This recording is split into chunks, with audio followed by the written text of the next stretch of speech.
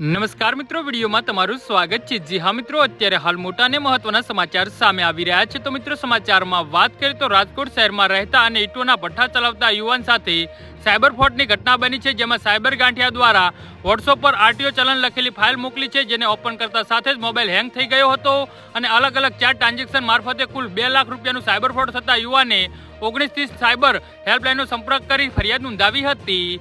જી હા મિત્રો, અત્યારે હાલ મોટા અને મહત્વના સમાચાર સામે આવી રહ્યા છે। તો મિત્રો, સમાચારમાં વધુ વિગતવાર વાત કરીએ તો રાજકોટમાં રહેતા શૈલેષભાઈ ચિંજુવાડિયાએ જણાવ્યું હતું કે પોતે ઈંટોના ભઠ્ઠા ચલાવે છે। ગત શનિવારે તેમના મોબાઈલમાં વોટ્સએપ પર અજાણ્યા નંબર પરથી મેસેજ આવ્યો હતો અને તેમાં એક ફાઇલ મોકલેલી હતી, જેમાં આરટીઓ ચલણ લખેલું હતું। પોતાના ટ્રેક્ટરનો કદાચ કોઈ મેમો આવ્યો હોઈ શકે તેવું સમજી વોટ્સએપ પર આવેલ આરટીઓ ચલણ લખેલી ફાઇલ ખોલી હતી। જી હા મિત્રો, અત્યારે હાલ મોટા અને મહત્વના સમાચાર સામે આવી રહ્યા છે।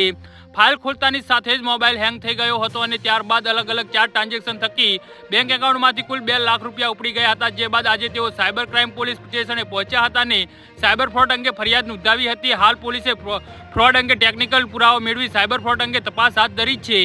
જી હા મિત્રો, તો આના વિશે તમારું શું કહેવું છે તો નીચે અમારી કમેન્ટ બોક્સમાં જરૂરથી જણાવજો અને અમારી યુટ્યુબ ચેનલને સબસ્ક્રાઇબ કરવાની ભૂલતા નહીં। ધન્યવાદ।